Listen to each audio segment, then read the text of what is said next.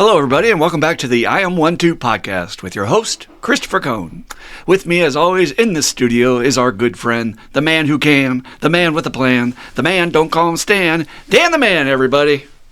Hello, everyone. Welcome to the podcast again today.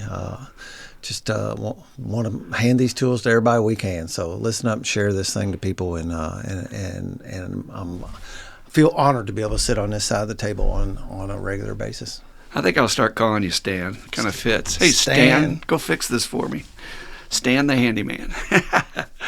Anyway, if you're just joining us on this podcast, the I Am 1-2 podcast for the first time, it means I am another struggling human being dealing with this crazy-ass world filled with a bunch of lunatic, sick idiots and trying to navigate and have a good life and maybe do something to help it. And we have this great program called the 12 Steps that have helped so many people turn their lives around and become more functioning towards helping the world to heal, helping the world be a better place, treating their neighbor with greater kindness because of this thing called a spiritual awakening that happens as the result of the 12 Steps. Not religion, but your own soul waking up and saying, oh, yeah, I'm off path. I don't want this. I want something much better. So welcome. If you're just joining us, welcome. I'm glad you're here. Each week we pick a different topic, and this week we're going to talk about dark energy and how you can navigate that in this dark energy world, which actually we sell dark energy in America. It's part of our commerce. So I'll explain that in a little bit, but it's everywhere, of course. And so hopefully you'll get some benefit out of this. I think you will. So talking about dark energy, it's, there's a certain balance to life that I don't know why it's set up like this, except you think in terms of logic, you have to have one to have the other, right? So you have light and dark. Those are two polar opposites. You have positive and negative. You have the yin and yang, the old classic yin and yang. And that balance to life creates the ability to experience one versus the other. So in other words, you would not know what happiness is if you did not experience sorrow. You would not know what it was like to feel depressed if you had not felt elated at some time in your life. And so that's the stuff, guys, that gives the flavor to existence. And I know we curse it, and I know we hate it. Like the old quote says, don't sit around and curse the darkness, but light a candle. So get busy helping to fix it. But it's just the way the world is set up, and we've got to somehow navigate a world that I think today is trending more towards the darker with all the threats we have going on to humanity and to the planet and to anything that lives, and how we're going to deal with that in the future. So we also have another podcast coming up next week about this topic on a deeper dive about the world and how to navigate that stuff, but we'll wait for that then. All right, so let's talk about this dark energy jazz and what it's all about. I do think there's a pull in human beings, and there's nothing wrong with the dark side of ourselves. You know, Dr. Carl Jung used to talk about our shadow self, and the shadow self was the evil, darker, heavier side of our soul, and that you have to develop that part of you and not ignore it. The people that ignore and try to play like everything's all good and everything's all fine, they inevitably become filled up with resentment, and then they reach a level where they can't stand it anymore, and they blow. And then they, sometimes take out an AK-47 and shoot strangers in a crowd. So we have to deal with that darker side of us. And we do, like I said, get into judging it. But really, you don't have to judge it. It's just part of who you are. It's part of life. I do think human beings have a real strong pull to be drawn to the darkness at times. For instance, those gawkers at a motor vehicle accident that slow down their car on the highway to look at the blood and see if anybody died. And nobody will admit that's what they're doing. But the next time you're in one of those traffic jams caused by, wait a minute, the accident's on the other side of the highway, how come we're slowing down? Because people are gawking. They're looky-loos, as we used to call them on the movie set when I was in California. So it's part of being human. But, of course, we get a lot of addicts and alcoholics that we help in this podcast with the 12 Steps. And for some reason, I think us alcoholics have a worse version of being drawn to the dark side. You know what I mean? I mean, the addicts and alcoholics I know, when they're in their sickness, they set up camp in the darkness, and they exist there. And they close the curtains, and they push everybody else away, and they isolate. And they make it worse. And then they'll complain about it, right? They'll complain that nobody cares about me and I'm all alone and all that. But still, they are drawn to it. I used to have an old supervisor at a treatment center I worked at, and he said, watch what the patients do when there's a crisis on the unit. They don't run away from it like it's danger. They run to it. So it could be somebody waving a knife. It could be any kind of crisis happening on the unit, and literally they went, what's going on? What's going on? And they're drawn right to it. And as I was thinking about this for the podcast and preparing, I think it's related to our fuck it button that, again, all human beings have, but addicts and alcoholics have a worse version of that. You know, that version of us that gets to the point where we're just so fed up with our day and we've just had enough of this world, and we say, F these people, F them, F the world, F God. I don't care what the consequences are. I'm going to do this unhealthy behavior. Even though I know it's not good for me, I don't care. And then fill in the blank what your favorite thing is to do after that. Do you eat the whole bag of Cheetos? Do you eat a whole cake? Do you freaking watch pornography? Do you out and gamble your paycheck? Or do you drink a whole liter of Jack Daniels? I don't know. Whatever your F it is. But every human being has it. And like I said, addicts and alcoholics, addictive people, tend to have a worse version of pressing that F it button. There was a time that I experienced that really strongly, you know, when we were in the pandemic. And there was a new word that emerged. And, you know, as technology evolves, we get these new words in our lexicon that are adopted by Webster's every year. And there was a term called doom scrolling. And I had not heard it till after I was doing it, which really caught my attention because usually I try to be ahead of the curve. And I was like, oh, wow, yeah, that's exactly what I'm doing. I am sitting here for an hour or more, maybe 2 hours, just looking for the worst stories to read about, because I feel so bad about our world, and I feel so depressed, and I feel so hopeless being at home, isolated. Everybody remember what that was like in COVID? And we all didn't know what was going to happen? Don't tell me you didn't do it. We all doom scrolled in some way. What else is happening? What other shit's going on? It's almost like this burn, baby, burn thing.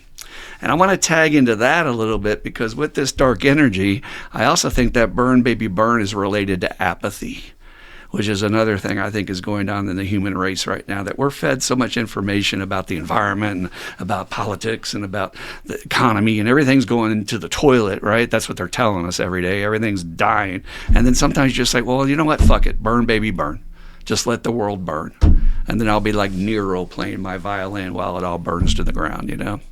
It's not who we are. I don't think our light side is that, but I do think it's a lot of what we're becoming. I watch my fellows, and I see that all the time. So in our culture, I talked about dark energy cells products. Anybody heard this pitch? Hey, if you don't want to die, you need the purple pill. Every commercial on the news every night is selling a pill of some version saying, you don't want to die, you want to have this. You want to be able to do this, you need this. And then they read all the side effects, of course, that are going to kill you. And it's like, it sounds like worse than not taking the pill. But how about this one? Hey, if you don't want things to go to hell, elect this idiot. That was our entire last election. One guy was going to be absolute destruction, the end of the world, and the other guy was going to be absolute destruction, the end of the world. Doom and darkness sells, and we vote. And again, your ego will resist this and say, well, not me. Nobody controls me like this. But yes, unfortunately, human beings are easily, I repeat, capital E, easily controlled by fear. And if you don't believe me, study World War II. How one population could turn against another and do such horrific things. It's pretty obvious. So again, I think we've gone through some really dark energy events in my life. For my parents, obviously World War II, but my parents were only about, what would that be, 10 years old when the war ended. So, but for them in their lifetime, I've talked to my mom about the Kennedy assassination and the Cuban Missile Crisis. You know, my mom was actually pregnant. Say hi to my mom out there. How you doing?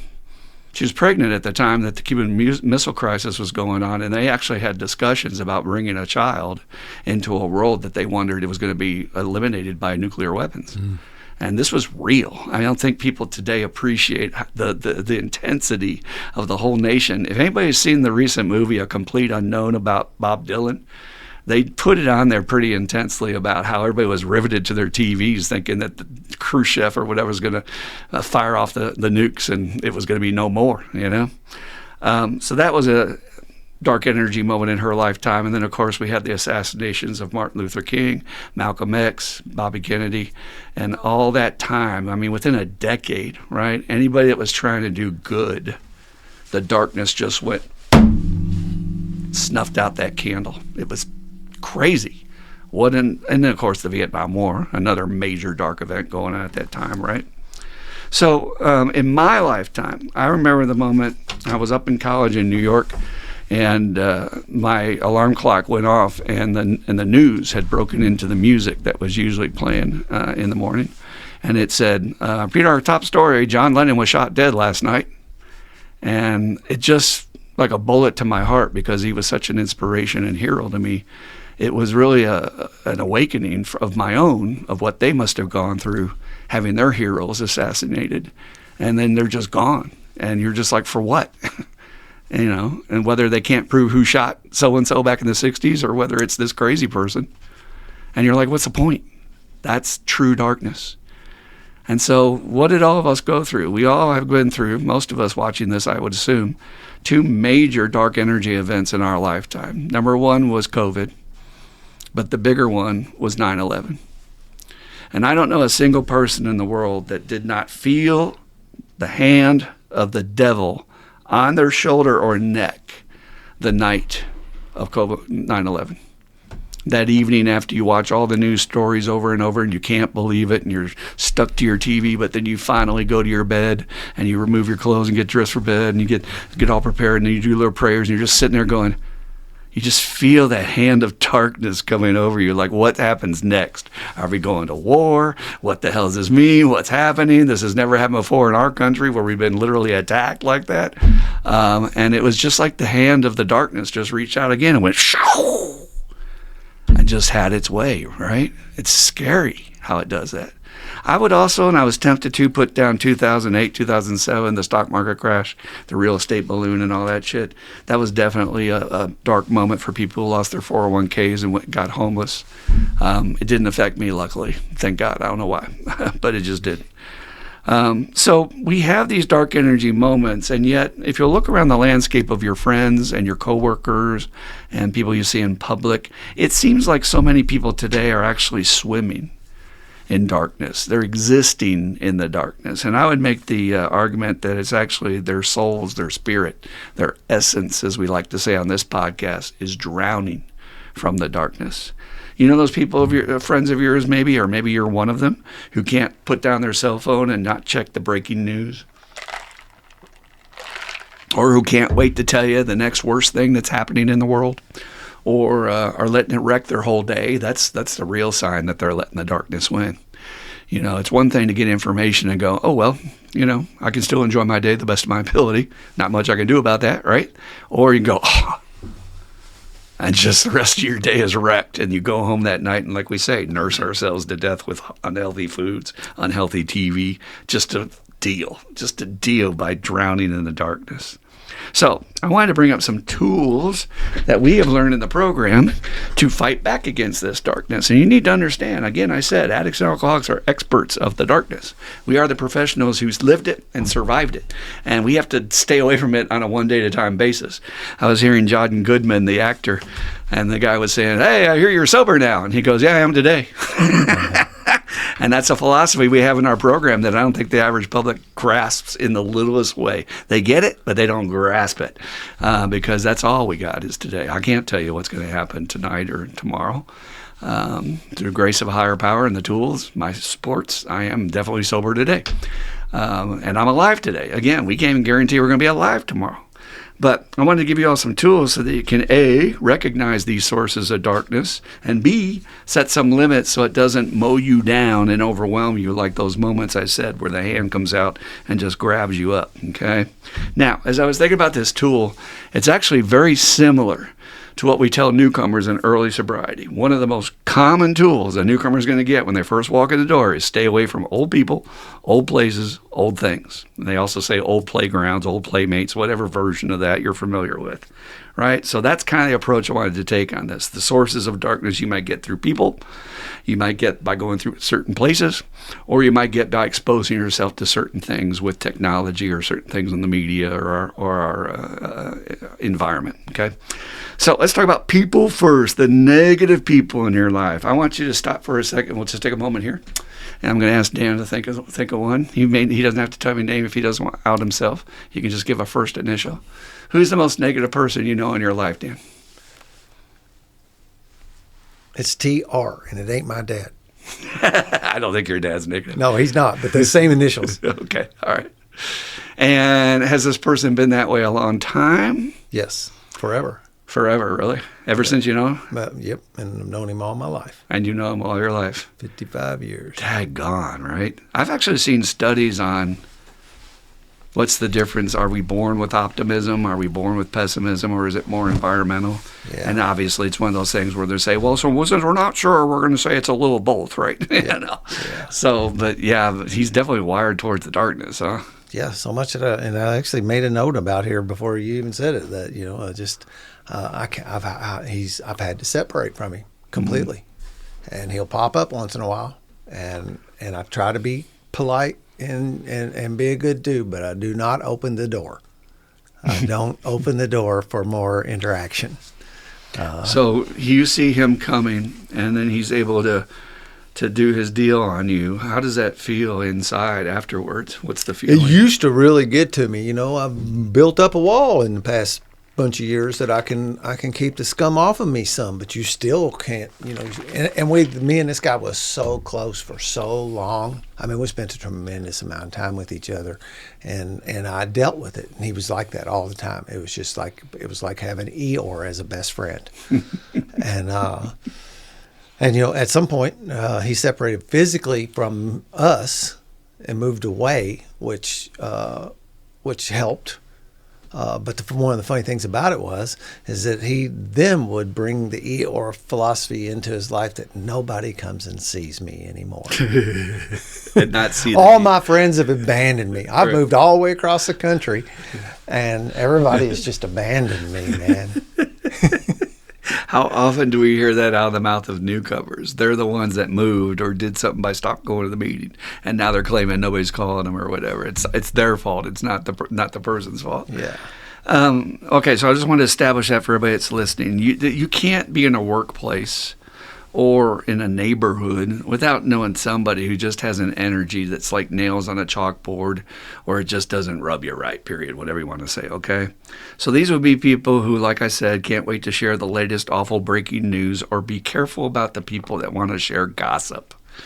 Gossip is a character assassination, and it's negatively tinged to make the person telling you feel better about their own life. That's all that gossip is. So if I'm talking about this person, how they're screwing up, I don't have to look at my own stuff, and somehow my stuff isn't as bad by comparison kind of deal. So be careful about those people that want to bring you that. How about those people that dwell in the problem and not the solution, Dan? Do you know any of those people? Sure. And how hard is that to deal with newcomers that they just want to keep repeating over and over? But you didn't hear me, Dan. I got to tell you, she's doing this, and this is what's going on at work. And they're dwelling in the problem, and they won't absorb any solution talk. Yeah, I call it circling the drain. And circling the drain. Circles and circles, and you hear this so many times. And again, I've learned to go, hey, man, I've heard this enough from you. I am in touch with what you're saying. I don't need to hear this on a daily basis. That is a good boundary.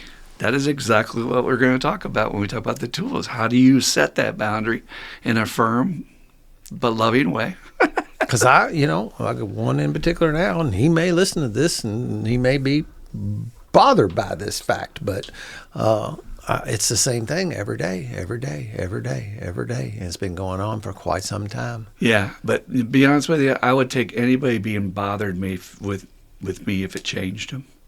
Sometimes change comes because it's uncomfortable, and we get a little goose in the ass and says, "What the fuck? What?" Yep. And I feel for this dude. I know he is getting screwed, man. He is boheked. He is bend over. Here it comes again. And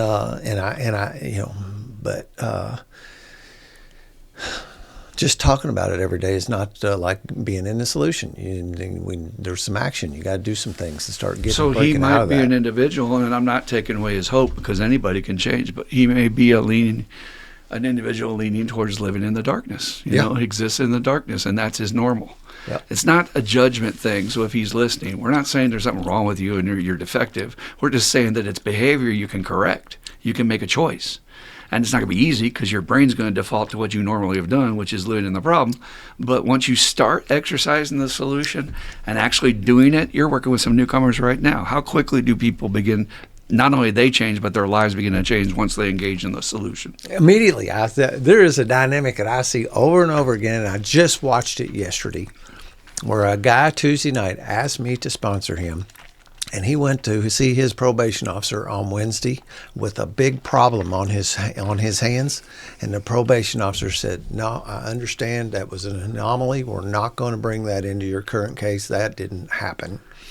and it was going to be a problem because he's in a position, he's on probation. You're not supposed to get in trouble, right? And he got in trouble, and I watched it float away from him. It's phenomenal and he hasn't even done anything yet. I like to say he set his sails in our direction with his heart. Yeah.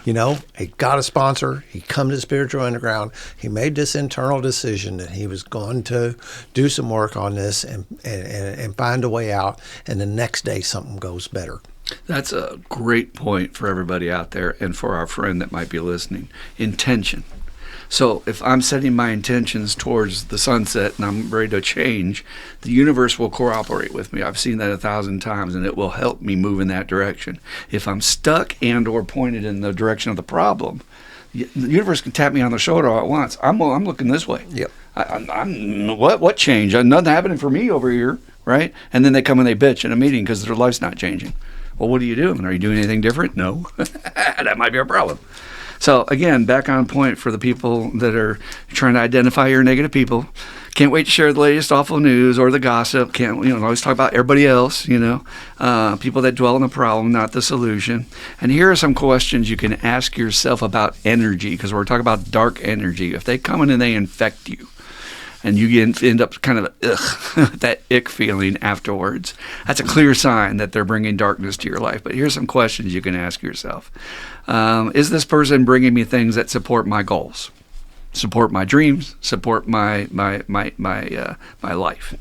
Or are they taking away from my goals, my dreams, and my life? And I will tell you, if they're one of those people that drain you, those energy vampires that come and they just suck you dry, talking about the problem, circling the drain, as Dan said, and they just keep talking about the stuff, and then they say, "Thank you, I'm gone," and leaving you just drained, then you have nothing left for your goals and your dreams. So it's very important to identify that, because that's your destiny. How about this question? Is this person a productive use of my time? The most important thing we have on this planet is time. That is your greatest commodity. Don't let anybody fool you about a bank account. It's all how much time you have while you're healthy. Okay, period. Dan's father's going through it right now, and he would vouch for that. So I had a person in our group the other day, and they're just talking my ear off, and I'm like, I got to go. And they're telling me stories I've already heard, and I said, I've heard that before. Somebody already told me. And I said that 3 times. Before the person goes, he told you? Oh, you told you that? Okay. And he still wanted to kind of get into it. I was like, what are we doing here? This is like a rerun. I'm watching I Love Lucy 5 times. This is not helping me and my goals and my life. This is not a good use of my time. So I, as a counselor, have had to learn the quick lesson of setting hard boundaries of like, whoa, get to the chase. whoa, let's cut. Let's just tell me what's up, stop the bullshit. And I have to do this with my patients. Otherwise, they'll dominate the whole group. And 3-hour group, 1 hour of it will be gone with them spewing their little made-up story about why they missed group yesterday. I'm like, just fuck that, dude. Just tell me you were sick. You were sick. Okay, great. Well, let's move on. So again, are they a productive use of my time? How about this one, everybody? Do they build me up and make me feel better about myself? That's what a true friend should do. That is what people who are worthy of your time should do for you. I don't care if they're associated with you through business or through friendship or whatever it is, but they should make you feel better about yourself inside by spending time and energy with them. If they don't, it's a clear sign of dark energy getting in there and infecting you and taking away from you. So again, do they build me up, make me feel good and better about myself, and or do they drain and steal my juice from me? There is a great story that Scott Lee, our good friend, tells about, he was working with this sponsee and it wasn't going anywhere, and he was getting frustrated and it wasn't helping his life. And that's the way sponsorship's supposed to work, that I get better in helping you and then you get well and you help me through me getting to watch you get well. And the guy wasn't following suggestions. He went to his sponsor, and his sponsor says, "You're not his sponsor. You're his fire chief." Every time his tail feather's on fire, he's coming to you and he's dumping his problems at your doorstep. He's wasting your time with a 2-hour phone call, and he's not taking your suggestions, and he's not working the tools. And so you need to go fire that dude. You are his fire chief, not his sponsor. How many of y'all out there are that to somebody, and you don't really feel like it's a friendship? It's more of a one-way, like, well, they always talk about their shit. And they're always dominating the conversation. It's always about how much drama's in their life. And then by the time I get done with them, I'm like, oh, I'm drained, man. I'm just like, whoa, I need some therapy, you know? So we're not talking about venting or sharing your problems, because obviously that's what we do in recovery. And that has a different energy, right, Dan? When somebody's venting and just getting it out, it's kind of funny, actually, to hear them. Most times I'm laughing when my sponsors go, oh, screw this, and and they say it once. They don't say it 10 times in a row, right? Yep. So, but that's the major difference, is like, I'll hear you and I'll share with you, but don't slime me with your stuff. And so that's the clearest sign from the Ghostbusters movie. He slimed me. I would always come sometimes when I was first in the profession of treatment and come home and feel like I needed a shower because the patients had slimed me with their sickness. And new people in recovery are just like that. Be careful. Protect yourself from new people who are raw and sick. A lot of our old timers have made the mistake of inviting a brand new person into their home out of the goodness of their heart, and then they find their house burned down. And it's like, you got slimed, bro. You got slimed by their sickness. So you got to have boundaries, folks. And we have a whole episode on boundaries. You can look it up. But you got to have limits where you're like, okay, I love you, but you're sliming me here, and I got to go. I'm not down for that. So people, biggest source of the darkness. I hate to say it. So be careful. Places. How about this? Is this place I'm going to, does it raise my anxiety, my anger, or my dread? Or does it make me feel excited, positive, and looking forward? How many times do we go in a situation and we just have this sort of sense of, ugh, I don't really want to do this. Now, sometimes we do have obligations that might be work-related or family-related, where it's like, all right, I want to work a good program and be a good family member, good friend, whatever. I'll show up. I'll do what I'm supposed to do. But I might not want to really do it. And in the long run, you have to ask yourself, is this serving me? Is it serving my needs? Is it worth it? Do I have good feelings afterwards? Or because I gave into this one thing I didn't want to do, now I got to spend the rest of the day being mad at myself for doing it and recovering from the energy. I'm real familiar with that because in early recovery, I had difficulty telling people to fuck off, basically. You have to. It's vital. And yes, they'll get their feathers ruffled, but you know what? You just taught them that you don't take the bullshit no more. And then ideally, they learn not to bring it to your doorstep anymore. So again, is this place I'm going to, does it raise my anxiety, my anger about it, my dread, my ugh? Or does it make me feel excited? I can't wait, Now, I'm sometimes drained from a full day at work before we do this podcast, so I probably have a little bit of the ugh as I'm getting in the car. But then I listen to some chill music, and I get psyched about the topics, and then I meet Dan and his energy, and I feed off each other, and we're like, okay, let's get this thing done. And it's a good thing in the long run, so it doesn't leave me with that hangover effect. How about this when you're on the way there? Am I wasting time and energy, or the week before? Am I wasting time and energy worrying about what's going to happen once I get there? Is this person going to say such and such? Are they going to be drunk? Are they going to be doing this? Are they going to upset me or cause a fight? If you're having any of those thoughts ahead of time, that's a clear sign that maybe you might want to rethink going to that place. Again, sometimes we have obligations that we feel like, I need to do my just duty. But there's other times it's okay to say, you know what, I'm just not feeling it, and I'd rather not. Now, I've had a difficult time with that boundary setting, like I said, but I've always admired the people I heard in recovery who would make statements like, my first Christmas in recovery, it was too dangerous for me to be around my family, so I just didn't do it. I lucked out because I was in treatment during Christmas, so I didn't really have a choice. I was locked up behind closed doors. But those people who were able to do that, I've always said, how do you do that, How do you stand up for yourself and have that self-love? To say that I'm not going to put myself through the ringer so that when after I'm with them, I feel like my insides have been kicked out. And how many of y'all listening feel that way about somebody or your family members in your life right now? I feel like my insides have been kicked out when I get done. And guys, there's signs that you can tell when you're acting afterwards. If you have a sponsor like we do, it could be a spiritual guide, it could be a best friend, but they know everything about you. They'll pick up your energy when you're around somebody that's not good for you. They'll say, what's going on? You're a little bit tense. And I remember my sponsor pointed out after I had certain phone calls with certain people, he'd say, yeah, after these phone calls, you're more full of fucks. You are there's an edge to you. You might want to set some boundaries here.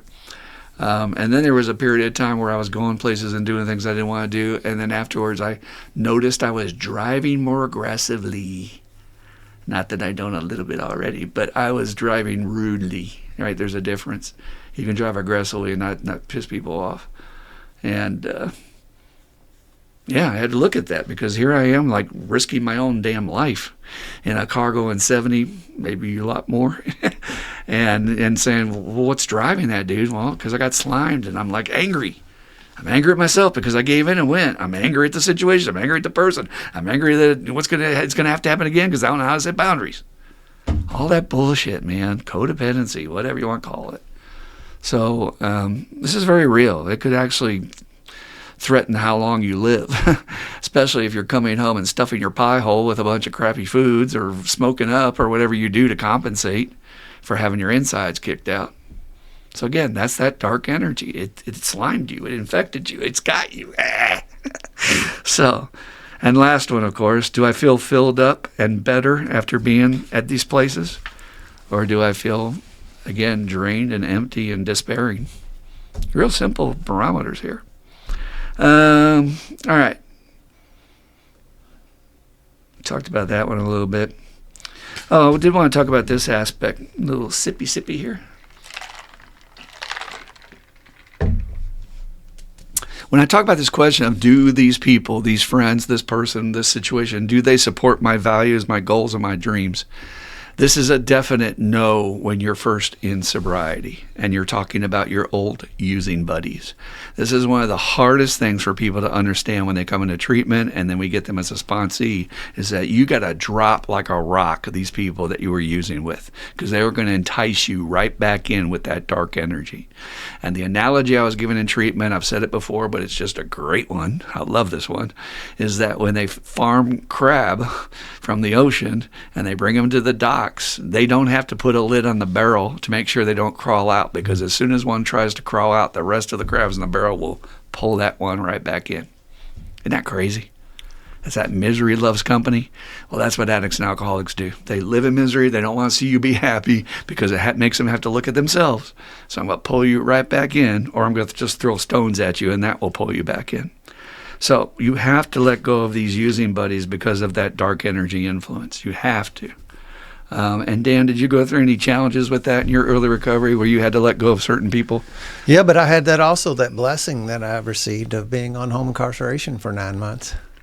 And what did that do for you? And it allowed me I could say no real easily to invites and things that were going to try to pull me in a direction I didn't want to go in.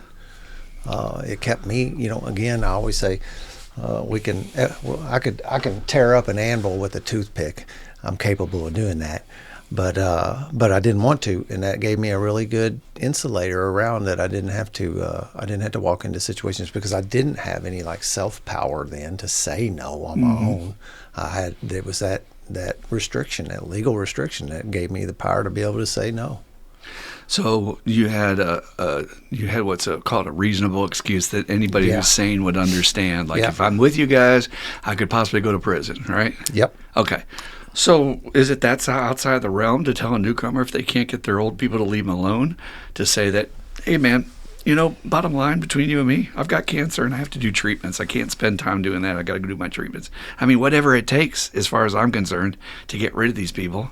Do you agree with that? I agree 100%. Because how many times have you seen somebody pulled backwards because of somebody who was still sick? All the time, man. It's the biggest. It might be one of the biggest threats in early recovery. It's that old people thing, that I think, and I went through it too. That 4-year block before my current sobriety date, I kept on trying to hang out with the people, thinking that I could somehow or another beat the odds, and be the guy that could go over and hang out with these people who are partying, and I would stay sober. And I failed and failed and failed and failed, And when I talk about that in meetings and when I share share with my guys, I make clear that, I'm not just telling you some rumor, something I heard in a meeting one night. I am sharing my personal experience that I was unable to do what you're trying to do. And dark energy is another, sometimes it's the people that's using, typically people that's using and doing that are still, in the madness. They're going to be carrying that kind of energy, but it's not just limited to those people either. It can be these other people that are in our lives that are not substance abusers and users that can bring something that's just not good for your soul. And it inside. You really do. You have got a great antenna in you. I don't care who you are. What side of what side of the streets you need to be on in that situation. But damn, it's hard to make that decision. And you can't do it alone. You have to have a sponsor backing you up. So that, because you'll be asking your sponsor, are you sure? Is this right? I don't know. Should I be doing this? Yep. But you made me remember I was lucky too, because I was flown off to Minneapolis and I didn't know anybody but who was in recovery. Those are the only people I knew in the town was people in recovery. So all right, so let's move forward to things, and this is one of the biggest. I think it's the most potent source.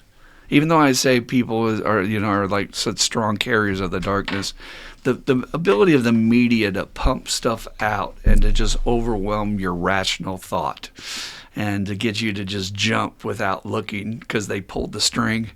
I think you have to give the nod to technology and media and entertainment, TV shows, movies, dark energy music, talk about that a little bit, bad habits, things like that, alcohol and drugs.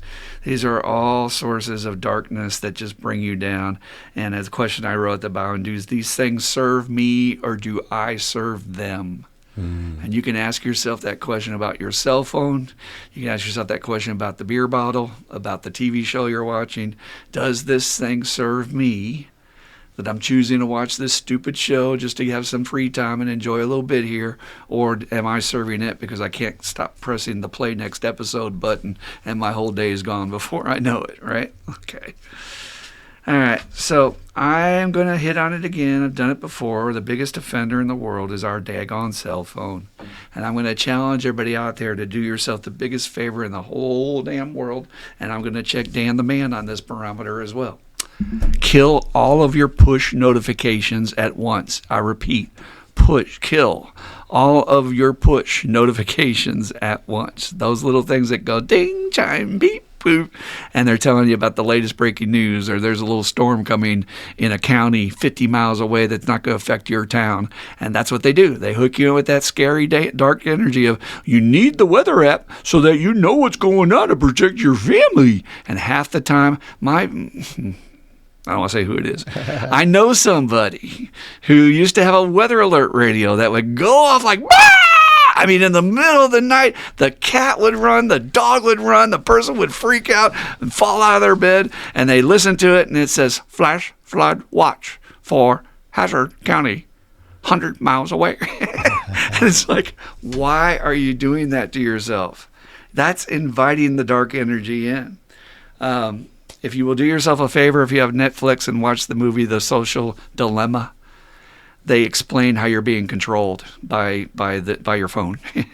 And most people know this, but you don't know the depth of it. I mean, these are the people who were the whistleblowers within all the companies that created all the apps you use, and they're telling you how they exploited the human mind and using algorithms to get you to act. So that was the first thing they said, because at the end of the film, it's kind of depressing.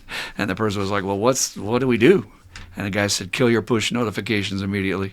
You decide when you look at your phone. Do not ever let your phone decide, except maybe on a phone call. So, Dan, have you killed most of your push Nearly notifications? all of mine. And I'll tell you, I run around a lot with my phone on Do Not Disturb. Me too. That's the way I look at it when I want to. That means phone calls, texts. I do. I get text notifications. I have my phone when my phone rings. I don't have it, locked to where it doesn't tell me the phone is ringing. The other thing that I've done in that realm though is I have my phone set to send all unknown callers straight to voicemail. Mm-hmm. If I don't know you, if you're not in my phone, you don't get in the door. You go straight to voicemail, and you can tell me what you need to tell me. And Agree 100%. Don't ever pick up a cold call and you don't know who it is. yeah, and I don't even have to be bothered by it either. That's the other thing. I don't even see it. I'll see it when next time I open up my phone and look at it, but I don't have to like navigate it in the moment. Oh, I wonder if this is somebody. Now, with Dad being sick and some things, I've had to turn that on and off a little bit because some visiting nurses have been calling and some other things here and there. So I've had to navigate it a little bit here lately. But I do that, and I don't let I'm on Facebook and I'm on Instagram and I got a whole bunch of stuff on my phone, but then none of them send me any notifications. They're all. And I've learned another thing about myself is like I have medicine sent by overnight sometimes, and I'm like, well, I want to make sure nobody porch pirates it, and I would leave my phone on. They say that they give you the window they're going to deliver it. Yep. Uncanny. I mean, uncanny how often I'll have it unmuted. And I'm carrying it around the whole afternoon. And the 1 second I set it down and move into the other room for a second, ding, ding, that's when they give me the notification and I'm not answering it, especially if it's freaking Amazon saying, your driver wants to have a conversation with you and doesn't know what to do. What do you mean you don't know what to do? The directions say leave it by the door. It says 3 times on my account, leave by back door, leave by back door, leave by back door. And they're saying, we need to know what to do. This is technology making us crazy, folks. It is. So you decide when you're being bothered, and especially sales calls and all that nonsense. Why would you even bother your energy? Hey, Dan, this is Joe from blah, blah, trying to sell you something you don't need. It's just not worth my time anymore. So same deal with social media, man. I mean, how many times do you need notifications telling you that your shit was liked? Yeah. Or turn all that off. Discord even. And I love Discord, and I'm on it quite often, but I have the notifications turned off on it. Mm-hmm. And I have the notification to tell me who liked my stuff and that kind of stuff turned off. And I've had some discussions with some of my close friends who have gotten themselves wound up into, well, so-and-so got 13 likes on that post, and I posted something the other day. I only got 6. I said, you got to turn that shit off, man. You have to turn it off. You have to not look at that. That doesn't matter. It's addictive. Right? Can we admit that? It definitely is addictive. I have so pulled away from all that and not participated that when I dip my toe in, it amazes me what the pull's like. Because, for instance, I've got this video game I play where you can take pictures and other people can uptick them or down. Well, they don't have a down tick, but they can add their likes. And for some reason, and it makes no sense at all because I think my other photos in the game were way more well done. But this one's just taken off. And it's had usually, on average, the top people who have been in the game longest and their levels are the highest, I'd say about a 20 to 30 range of likes, and then I think the computer pops you out because there's new people posting photos, and so you don't stay in there forever, right? Well, this son of a bitch shot up to 97 the other day. Dang. And I was like, yeah. 97, goddamn. And I was like, well, wait a minute. What does that even mean? That doesn't feed me. That doesn't clothe me. That doesn't make me feel better about myself in the long run. It's just that little bit of dopamine. They like me. They really like me. It does work, and it impacts you. It's nearly impossible to not feel that way about that stuff. So in the long run, though, the question on this is, do these things elevate me or tear me down? And if it's tearing you down by getting worried about the news, right, and the politics, and you just got to start setting limits, man, that's all. Just decide when you're going to expose yourself to that, and then after that, take a break. Take a break for just a little bit. Here's a crazy thing, Dan. This happens in our... I never said mental hospitals were sane. In fact, you'll find a hotbed of insanity within the psychiatric services field in general. The psychiatrist will want to see a patient while we're in group, and that's fine. And they will send me a text. Tell so-and-so to log off at this time and then meet with their psychiatrist. And I'm like, I'm not looking at my phone during group. Yeah. So what they're wanting to do, they're on Zoom with you, and what you're supposed to be asking them to do while you're in the middle of trying to provide treatment for this group of struggling humans is to say, Bob, you need to log out and get on Zoom with Nancy, the psychiatrist. At 10:30 or whatever. Yeah. But here's the craziest thing. By the way, none of you guys get on your cell phone during group. That's a rule in our group, to not get on your cell phone till break. So here I would be of I know you're talking about your trauma and this time that your dog got run over by a truck, but, hey, I'm going to go over here and check this. And it looks like I'm completely unplugged. Yep. Well, you are. and other therapists are responding because I don't see any issue with them. But eventually they'll come, walk their little butt. Like, it's only 30 feet. They'll walk their little butt to my room and give me a little postie saying, here's what you need to do. I said, great. Just give it to me. I'm good. I didn't interrupt the group. Just kept going. Yeah. And I am like trying to mentally resist. Like, well, why is Christopher not checking his taxes? Because I shouldn't be in group. That's sacrilegious. Yeah, it's a rule that I impose on them, and then I'm going to sit here and be different. Right. Yes. It doesn't make sense. But it's also this anomaly that I think happens to all of us, Dan, that everybody else is the one that's fucked up about their cell phone use, but not me. Not me. Not me. What I do is perfectly sane, And it's like, no, this isn't, guys. What are you doing here? So I've not brought it up because it's not a battle worth fighting. And again, that's an important thing with everything in life. Don't put your dog in every fight. You won't get a dog back. But choose the fight you put your dog in. And this one, I'm just holding the line of, I'm not going to look at my cell phone. Y'all can just deal with it. If they miss the appointment, I'm going to say, I don't check my phone during group. I just think that's wrong. It's morally wrong. All right, let's talk about TV and movies. There's nothing wrong at all with getting into a heavy, dark drama, and I'm going to add music to that too. I mean, I was addicted to heavy, dark bands when I was using drugs and alcohol, and I had to be very careful about the use of that in my sobriety because I was still pulled to it, and in a way, it was consoling. Because I was lonely and I was hurting and I didn't have my drugs, and so this would console me a little bit, but it would also drag me down the rabbit hole. So I found a tool when I was watching a certain premium TV series that, about fucking psycho killer shit, which seems to be all the rage these days. If you get on and look at how many podcasts are dedicated to cold case murders, Dan, it's insane how popular this is. It is. Again, I think it's another reflection on how real it is that human beings need to exercise their dark side. Exercising our dark side for men is watching a football game. You're watching men beat the hell out of each other. It's the gladiator in the Colosseum. This is as old as time. So there's nothing wrong with it. But this series was so disturbing because it took a turn that was like, oh, God, that's pretty grisly. God. And I remember thinking, I'm going to have bad dreams after watching this because I'm watching this late at night. And that's when a lot of us watch our stuff, like right before bed. And you got to be real careful about that because I was taught by my spiritual teachers, whatever you put in your head right before bedtime, your mind will chew over in your dreams and while you sleep. And then you might wake up feeling not rested. And so I came up with this tool called a palate cleanser, which they use between wine tastings or they use when you're between servings of really fine food.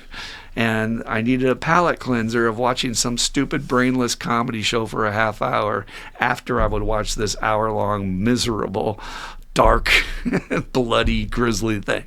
And surprise it or not, it made me forget about all that stuff. And I wasn't dwelling on those pictures in my head. I don't know what your phobias are, and I don't consider this really a phobia. I'm just not a fan. I don't like spiders. I deal with them. I'll kill them the instant they're in my home. Forget it. You're in my home, you're a spider, you're a dead spider. And I know they kill other bugs.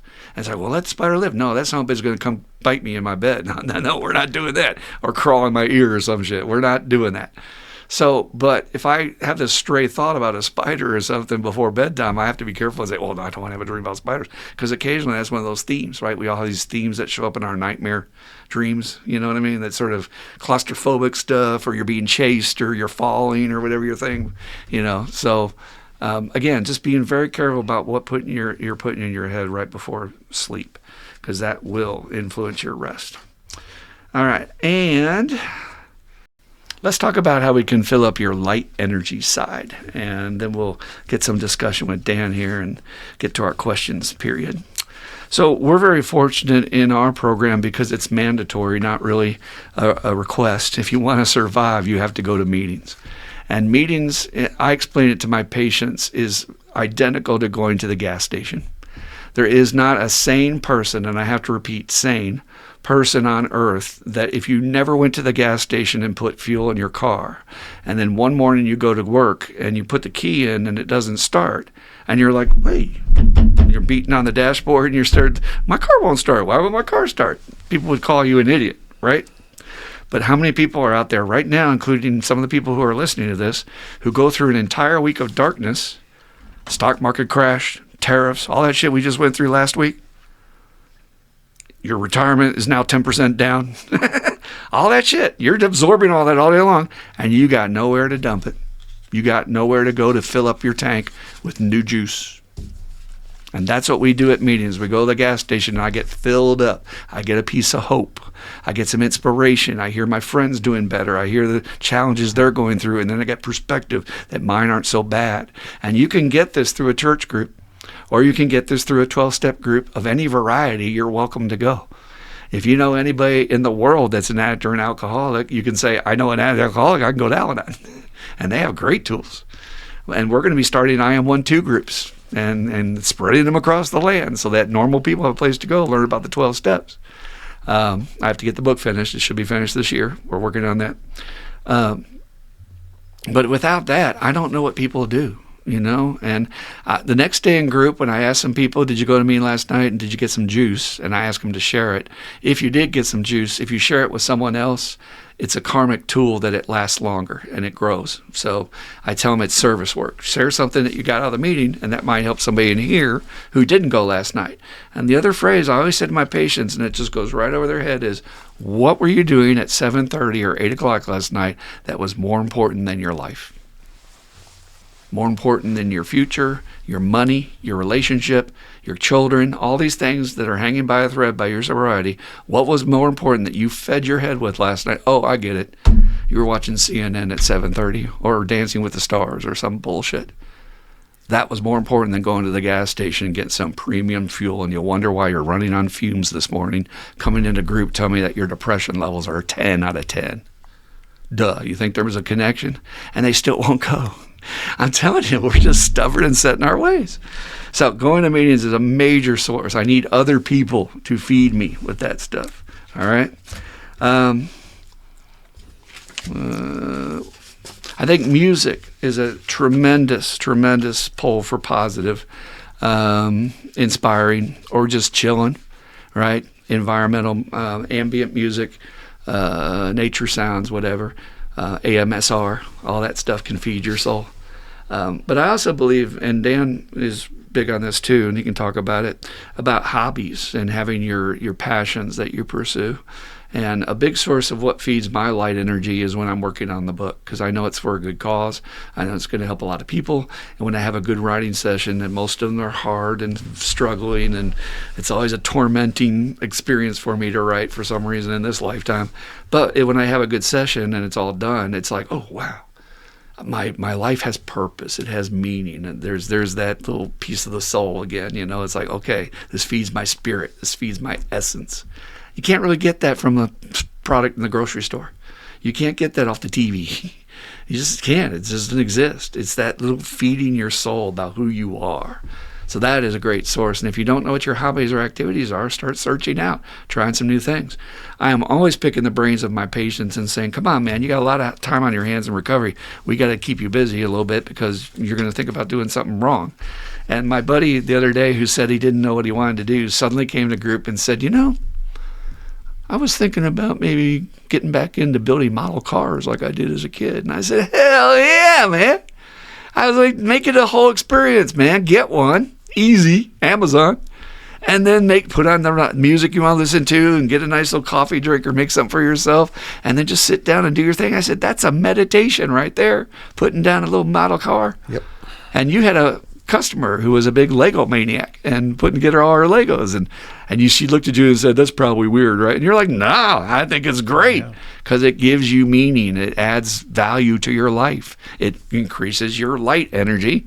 That after doing so when I'm writing a good session and I'm poloing you at night, is my light energy not more than my dark energy coming out of the treatment center? That's true. Yep. All right, so what do you think about this idea of light and dark energy, Dan? You covered a lot of good things already, but I saw you make some notes over there. Anything else strike you? I scratched some of them out because you hit on them. But the whole social media thing is all about the same thing as what you're talking about. That, like, who can get the most like the doom is the commodity, because that will attract people, attention, and pull get your that attention. Yeah, the most. So I have to be real careful in that area. I will say again, I do a pretty good job of not walking into that and keeping some distance. And I'll tell you one other thing, man. I've got some guys that have some kids that are growing up, and they're trying to navigate that with not depriving their children of having this device, because everybody's got one, and then he's the only little kid in the class that ain't got one, and putting limits on it, and then watching also what they get. How much it sways them, I'm gonna try to be as vanilla as this as I can, but some kid run into some content that caused him to come to his father and say, Dad, I think I'm gay, and the kid's a little kid. And he's got that's not a concern of his. That he should have a million other things to be thinking about today, rather than this contemplation of that heavy subject for a little kid. And it's just they know how to hijack your operating system through that, and it's a scary thing, man. I went through it somewhat with my kids. We used to talk about 911, 9/11, and it's a funny thing that day. I got up and went to work, and all of it happened, and everybody knows the thing, and everybody almost has the exact same story. They heard about it, and then they turned on the TV, and the second plane hit and it's like, no, that can't happen twice by accident. And I had an appointment at the end of the day to go with my dad. My Uncle Alfred, at the time I was working for Vogt. I'm working for him again now, but I had worked for Vogt for quite some time by then, and my uncle had retired from the Henry Vogt Machine Company, and I was going to buy his machinist toolbox that he used throughout his career there. I still have it in the basement. I wasn't sober at that point in time, and I wanted to make a thing of the whole day. Everything should shut down. I was panicky. I was thinking about, do we got to get the ammo out? Do we need to, should we load the guns? What should we do? And I got home and I was all in a tizzy about it. And Dad said, "Are we still going to Uncle Alfred's today?" And I was like, "Do you think we should?" He said, "I don't see why not." And I was like, that's interesting, And I didn't give that a lot of thought back then. And he called Uncle Alfred and he said, "You still good for us coming out today?" And he said, "Yeah, I don't see why not," And we carried on that afternoon. Those two old men carried on like nothing had really happened. It didn't impact their psyche the way that it impacted mine. And I will never forget that day of how those two older men didn't have wasn't impacted in the way that I was. Can I talk on that? 'Cause, sure. We had fun in our family. First off, there was that panicky feeling of fill up the gas tank and shit. So, of course, I fell into some of that, which was probably not great because it drains all the gas for everybody else. But, I wasn't stocking up ammo or anything. But me and my brother, we were like, well, we got to go to Mom's because she's all alone. So we're going to go support her, right, that night after work. And they said, well, let's have some fun with this. We set up the Situation Room, which is what Wolf Blitzer on CNN calls his show, the Situation Room. And that's actually a thing in the White House. Apparently they have a Situation Room. And we had 3 TVs going at once where we could, if there's a commercial on one, we would turn that off and then watch the coverage on this. Because, again, we were all piecing together the puzzle about what is this? Who did this? Why is this happening? What is this all about? And it actually added lightness to the darkness, if that makes sense. Yeah. For me, that dark moment hit, though, when I got home and I did my prayers before bed, and it was just like, boom. You just feel that uncertainty of war, what is going death, to happen, and just horrible. That uncertainty, which I can't imagine people who went through the Great Depression and all that stuff.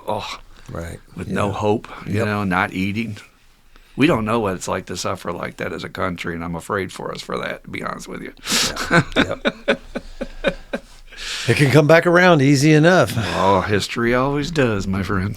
I remember Dogman Dave used to talk about, and he picked it up someplace about when you sort of talk to somebody, and I use it when somebody's just circling the drain, that, we want to tell this story, right? But just give me the data. Give me the data. Tell me what's up. Don't just keep on circling around in this big story thing. And that's a tool I still use today. Just give me the facts, man. I don't want all the minutia surrounded around it. Give me the real story. There is a problem, though, in male-female relationships, that men are more right brain, I guess. It's not really a right brain, left brain thing, because they're kind of discounting that the brain has two halves nowadays. They are, huh? So, yeah, because it's so connected with the neural net. They're kind of downplaying that theory. But they process their stuff, right? So they take a while to get to the point, and men are more literal, like, just tell me what's up. Just tell me what needs to be fixed. I'll go fix it, So that is a difficulty in home relationships. But when you're working with a sponsee or a friend, and you say, well, look, I really care, but I've only got 10 minutes here. So give me the bullet points. What happened? Yeah, that you could do that. Anything else you had over there? So many ways to, I'll tell you what come to mind to me. One thing that brings light to my every month, I sit down and make the Spiritual Underground little wooden numbers for their birthday. Yeah, you do. And that's something that raises my spirit, because whenever I'm woodworking, it's a meditation kind of thing. Generally, I will disappear into it, and no matter even if it's just that little bit of small thing of making those numbers and sitting there with my wood burning tool and burning their name and their sobriety date on every one of them. I got a whole thing of them over there for this month between a couple groups, between the Misfits and the Spiritual Underground. But those little hobbies and those crafty kind of things, matters. You can get into something, and it's like an active meditation. I don't care if it's crocheting, coloring, something to where you can, that meditative, not necessarily sitting and meditating though, because that's also although it's good for you, I don't know, if it does the same thing for your soul as actively doing something creative. No, creative is the aspect. Yeah, that's the grease. Yeah, and you taught me that from the beginning, and it's a tool that I give every one of my new guys. I talk to them about what do they like to do, and I always say, one of the things that needs to be is something that you're not dependent upon somebody else to help you do either, True. Like I always use racquetball. It takes two people to play racquetball. You might love to play racquetball, but it's no fun by yourself. But you can go fishing by yourself, and you can do woodwork, and you can play your guitar or work on another instrument that you want to play with and learn how to do. So there's all kinds of those creative and I like that creative element in it, like what gets you with the music or with drawing or my woodwork. I like that creative element to be a part of it. Another aspect to what you're doing there, Dan, which is, I watch you, dude, and I'm very extremely grateful that you do that for everybody in the group. That is not a small thing. That's a huge token of love, and it's service work. And every time I get one of my sponsees call me with an issue that they want to talk about, I'm like, ooh, I'm needed. I have value. I have something to add. And I just had a sponsee have a major job offer yesterday. And I was writing, and I normally, I check my phone when I'm getting coffee just if there's an emergency. And he was like, what do I do now? And I was like, I guess I better call him. And I was of use, and I raised my light energy. And that is so major. The smallest things, Yeah. It's interesting that, how things come in waves, because I talked to two gentlemen today who have really great job opportunities, and they're going to have to make a decision on what to do. I just had a really nice job offer land on my desk. I'm watching this little wave, and I know the guy because he posted on the Discord today that you're talking about. And it's interesting, this little wave of financial compensation is running through our group. Cool. I love that. Yeah. So, in general, light or was there anything else? Nope. Okay. Light and dark energy exists. It's going to happen. But you have to recognize, and I put that first on the tools, was recognize, see, identify those people, places, and things not serving you, not bringing you the light stuff. And, it's okay to delve into it, but don't live there. We want to make sure we have enough boundaries up that I'm more in the light of productivity and going somewhere with my life. And again, it's about your purpose, your meaning, what's your direction in life, what do you want to get done while you're here. And, we support that 100% of this podcast. So if you have any comments about any of that, or you'd like to share your own thoughts, we would love to share some of those on the podcast. You can write us at iam12, word recovery, @gmail.com. That's iam12, the word recovery, at gmail.com. We also take questions from you every week that we read on the podcast, and we're going to shift into that segment of the podcast now. Alrighty, we have 2 questions for this week. And again, when you send in your questions, we will keep you anonymous. They can be about anything going on in your life. And there's not a person listening to this that doesn't have some dilemma or some issue that you might need a little suggestions with, and we'll try to help you out. So first question is, hey guys, thank you again for all the great podcasts. They are keeping me searching for more. I like that. More in my life, more good, more juice, more whatever. So then, I have a family member that has been in the madness for quite a long time, and I've been trying to help them out financially for a very long time. It's to the point now that I think that I'm beginning to more enable them rather than helping them. So my question for you all is, where is that line? They are currently trying to get sober, and it's hard to give up on them now when I think that they've generally hit their bottom and they might just get it this time. However, I want to know where that line is, and any insights would be greatly appreciated. Thanks again. Thank you for saying that question, because you're not alone in that. Let's see, did you say who it was here? Yep, you did.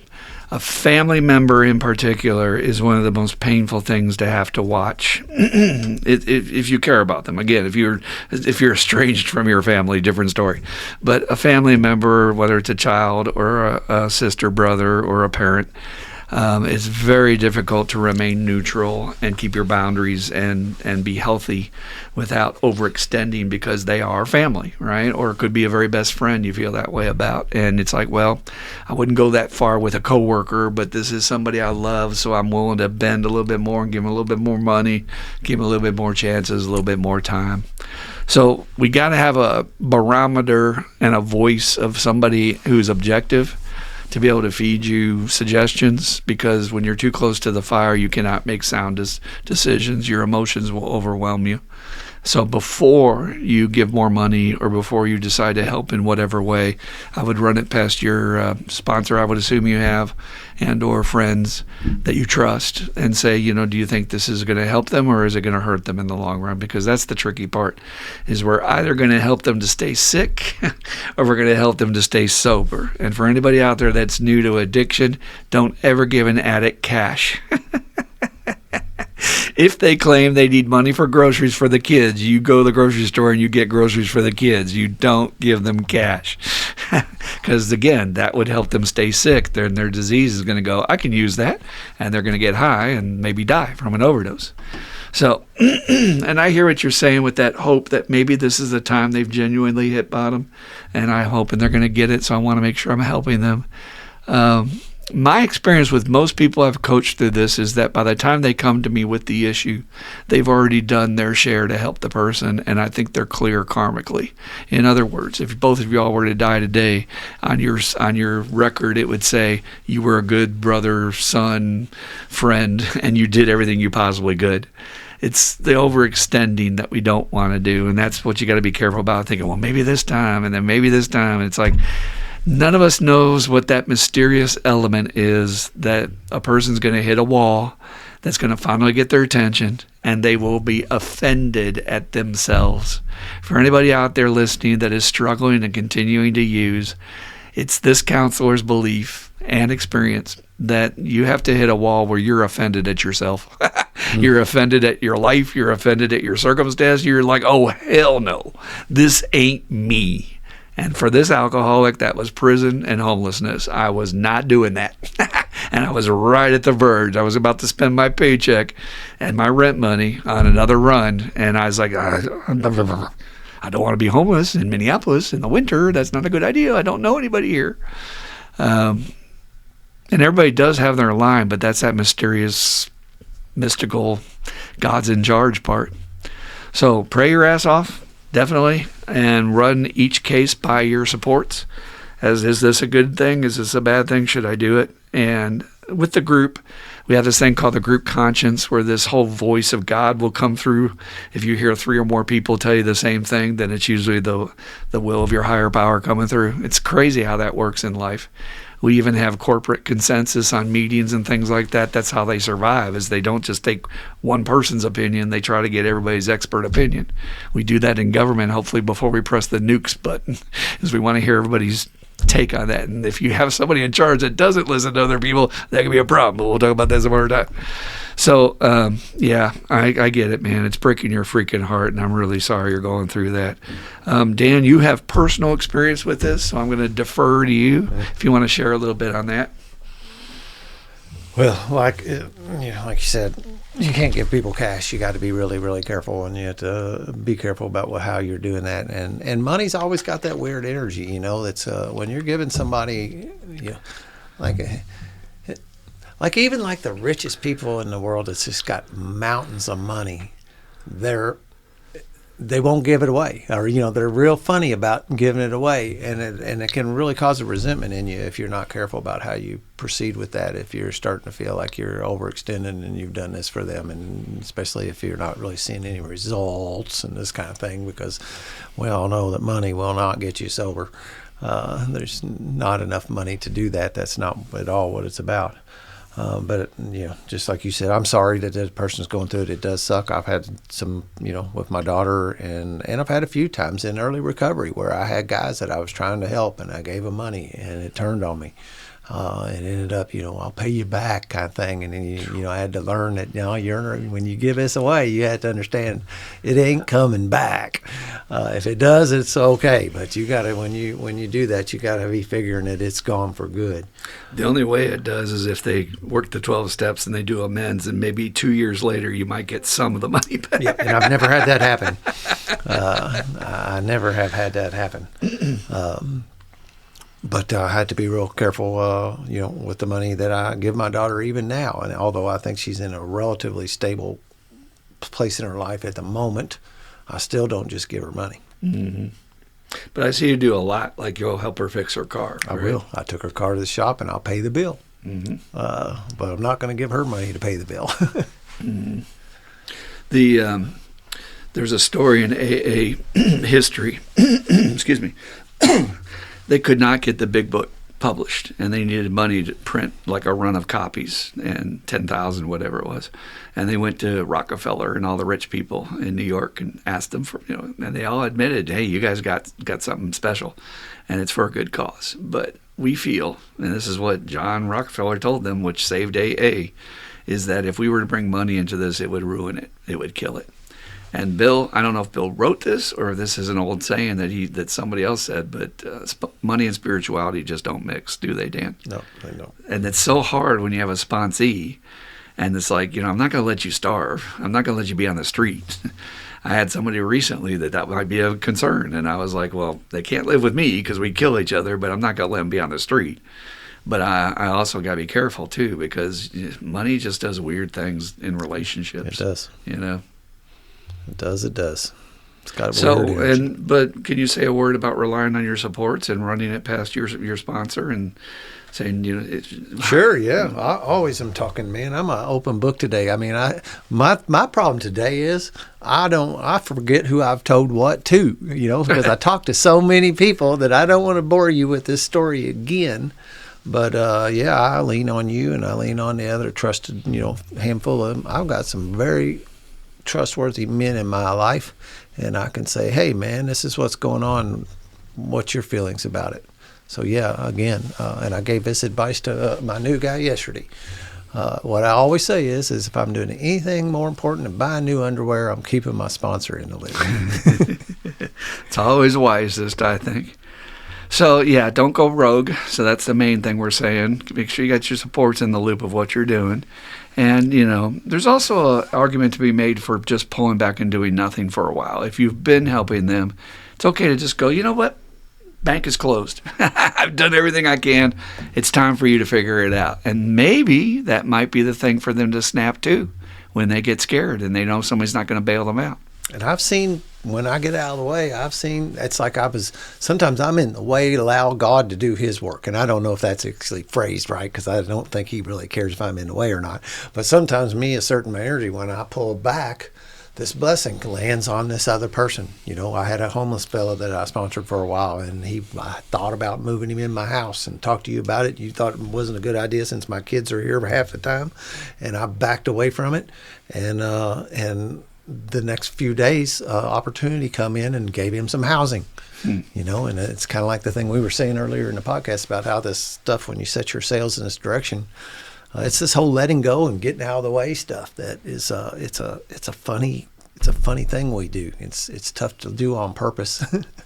It's so hard though not to want to micromanage someone else's process, because you see them hurting, you don't want them to die.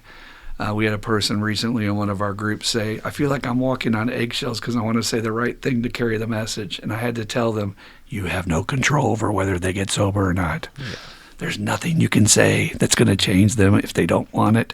And there's nothing you can say that if they do want it, that's going to prevent them from not doing it. So that was taught to me a long time ago by very wise people. And I'm glad I know my place with that. It's not my journey. It's theirs, right? Yep. And by the way, if you're a therapist out there and you don't know that tool, write me, because I'm serious. I earned that tool. You've got to know your place as the vehicle to share the tools, but you're not the person getting them sober. You don't have that power. All right, second reading for today of 2 questions. I think this one's really good too, Dan. How do we know the difference between giving it up and giving it to higher power or God versus throwing in the towel, giving up, and saying, fuck it? I like this guy. That is a good question. So what's the difference between giving it to God, surrendering basically, and trusting, or giving up and saying, fuck it? I don't know, man. Sometimes saying fuck it can be the surrender process, to be honest with you. Sometimes those two things are the same. If they're saying go to treatment, you're going, no, and then finally say, fuck it, I'll go. That's surrender. So, that is letting go and giving it to God. So there's something to be said for that. But as I was reading the question, I thought, okay, what is the difference? And it comes down for me to one thing. What are your actions afterwards? Okay, so if somebody's giving it up to God and they think, okay, God, you take it, but I'm not going to do anything, that is not giving it up, okay? I still have certain actions I must do as a recovering person to maintain my recovery, and God's not going to do it for me. I have to put on my clothes. I have to get in the car. I have to drive to the meeting. I have to interact with these people. I have to get a sponsor. I have to do my steps. This is all on me. That is part of the process of surrender and part of giving it up to God, okay? So if you have a problem in your life and you're like, well, can't stop thinking about it, you can't stop micromanaging it in your head, and you're going in circles like a squirrel, and you say, I just want to give it up to God and just let go, that's fine, but then you still have to do certain actions after that, like maybe continuing your prayers to keep your conscious contact with your higher power. Do some good deeds like service work, because Dan was just telling you about a guy who turned his sails towards recovery and got his first big book, and now he's got a place to live. Just get out of trouble with his probation officer. It's just crazy how that works. But it's not about just giving up and saying, well, I'm not going to do anything. But it is taking your hands off the problem itself. You're going to stop micromanaging it so that God can get in there. And I do believe, you said earlier, I do believe that we block or we undo what higher power is trying to do because we think we know better and we get in the way of that. So, but when you say, fuck it, that's doing nothing. That's just saying, I'm just going to live in the problem. Let's get high tonight, or let's just give up. Let's just give up in a way that's not healthy. I don't know how to explain it. What would you say, Dan? What's the difference between giving up in a letting go, surrender, healthy way, or giving up in a fuck it, I'm just going to stay sick way? Kind of in alignment with that question I think we've had before. How do I know when it's my will and when it's God's will? Oh, there you go. It's the same kind of energy, and it's a tough, I don't know. There probably is not an actual answer to that, actually. The results down the path, you will see whether if it was or if it wasn't. We sometimes have to, like you said, sometimes that throwing in the towel is the exact move you need to make, and you just open yourself up for it. We talk about action, right? So like just throwing myself on the ground and quitting, and just or crawling under the covers and living there.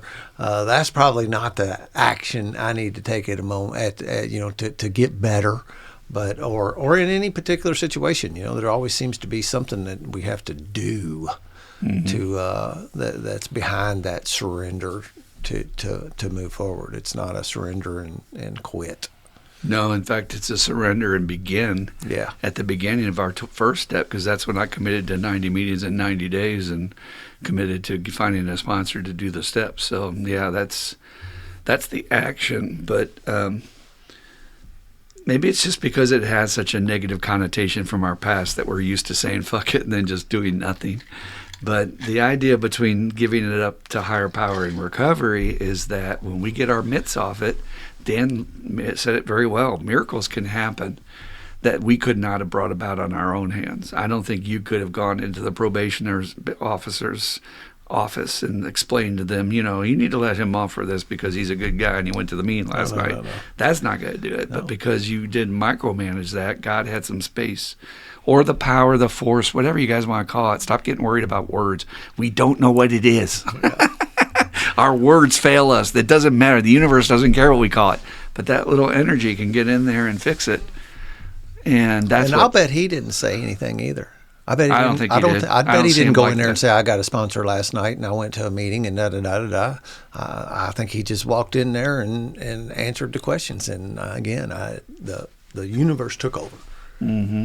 And when you were first saying about the difference, I agree it's a case-by-case thing, because you're right, the results will bear out whether or not it was a letting go in a good way or letting go in a bad way.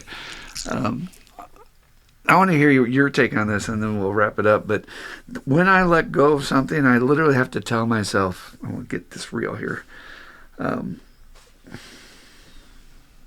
it's not working. It's not working. What's going on right now, the way I feel, the way the results are not coming together, I've hit a wall. It's not working. I'm getting friction. I'm getting conflict. It's not working. All right, you take it. Yep. Sometimes that is. You take it. You take it, and you run with it. And I'm gonna give you a chance. I'm not gonna take it right back. I'm gonna give you a chance to run with the ball. Go. I'm passing it to you. Here's the lateral. And that is how I let go with my higher power. But I always have to usually hit the wall first, because we're control freaks as addicts and alcoholics, right? Yep. Yeah, and I have that negotiation with myself quite often that I've, and again, it's after working this program for a while and getting these tools and practicing them and becoming a working part of the mind kind of stuff. But, I feel that resistance or that swimming upstream or whatever, and I go, okay, I can't do anything about this, and I will acknowledge it to me and my higher power that this is out of my control. I'm powerless against it, and I'm turning it over. And whatever happens, happens. So that's the example of the right way to do it. The example of me in the past is like, it's not working. God damn it! Fuck! I try harder. All right, I'm not letting go of this. I'm gonna make this fucking thing work. And my brains are bashed out from hitting the wall. And then I go, fuck it, and I go get high. That is the way not to do it, if that explains the difference. So, I hope that helps. But again, talk to your sponsor. That's probably going to be the answer to almost every question. That is a piece of the answer to every question. So, in this situation, sponsor, what would be letting go in a good way and letting go in a bad way? That's what we're talking about. All right. So thank you for joining us today. We really appreciate you being here. We don't hit you up hard with this, but if you would help us out, please, by pressing the subscribe, like, or comment button, make us a little comment down below. This helps us get our image up in the YouTube land so that we can reach more people. And the bigger thing you could do is, if you got anything out of this podcast and you know someone in your life that's hurting, why don't you send it to them? It's so easy. I send podcast links to my friends in the program all day long. I sent a link to my buddy Vlad today about a video game that's coming out that maybe he didn't hear about. So how easy is that to just go share, boom, check out this video, you might like it. Will you help us out? We appreciate it. All right. Thanks for being here. We're going to close the podcast the way we close our meetings, and sometimes they use another prayer, but we use this one here. We're going to close with the Serenity Prayer if you'd like to join us. All right, Dan, and the prayer. God, grant me the serenity to accept the things I cannot change, the courage to change the things I can, and the wisdom to know the difference. Just for today. Keep coming back. It works if you work it. You die if you don't. Woohoo! Come back and see us. We love you. Peace out.